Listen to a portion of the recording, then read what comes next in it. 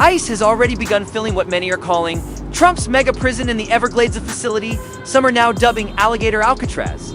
Chopper 6 captured footage of officials escorting people into the massive new detention center. These are the first public images showing any activity inside the controversial site.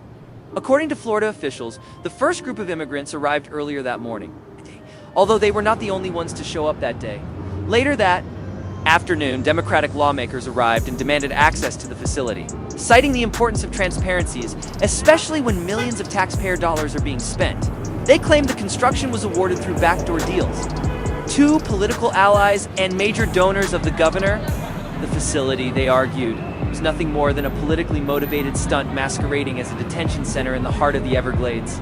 Despite criticism, Florida's Division of Emergency Management posted confirmation on social media that the first detainees had arrived. A new video revealed the scene: buses pulling in and out, fencing being reinforced, and more security being added to prevent protesters from breaching the grounds. Meanwhile, federal court documents confirm that the facility can house up to 5,000 people, meaning if ICE continues deporting at its current pace of 3,000 a day, the space will reach capacity within 48 hours. The response from officials has been largely dismissive of concerns. Spokesperson denied Democratic lawmakers' request to tour the facility, saying no access would be granted even under the statutory right to oversee such spaces. Immigration attorneys attempting to visit clients were similarly turned away, being told that visitation protocols and legal resources were not yet operational.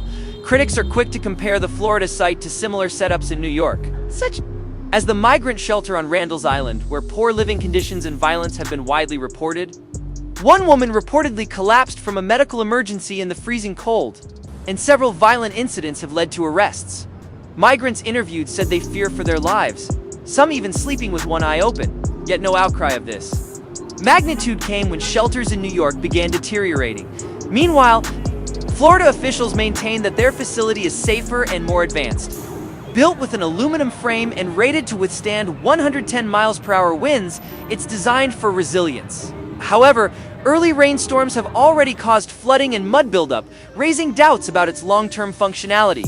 Still, over 1,000 personnel, including soldiers and airmen from the Florida National Guard, have been assigned to manage the site.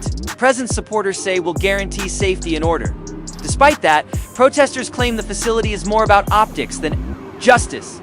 They argue it's part of a broader effort to criminalize undocumented immigrants and suppress humanitarian oversight. The fencing, floodlights, and military presence, they say, are designed to intimidate rather than protect, accused state. Leaders of hiding abuses behind shiny press releases and restricted access. The immigration crisis isn't limited to Florida. In New York, courtrooms are packed with families desperate for answers. One father held up a photo of his daughter detained at a routine hearing, pleading for her release. Advocates say she's a student from Ecuador seeking asylum. Authorities argue she violated immigration laws and now must leave. The debate highlights a growing divide between federal enforcement and local sanctuary efforts. In response, New York has ramped up legal defense spending, allocating $33 million in additional pro bono immigration support. Politicians argue it's necessary in light of aggressive enforcement under Trump's immigration crackdown. But critics ask why such funds should defend individuals found to have violated federal law. They say the real issue is a broken system, one where arrival seems to guarantee indefinite stay, regardless of legality.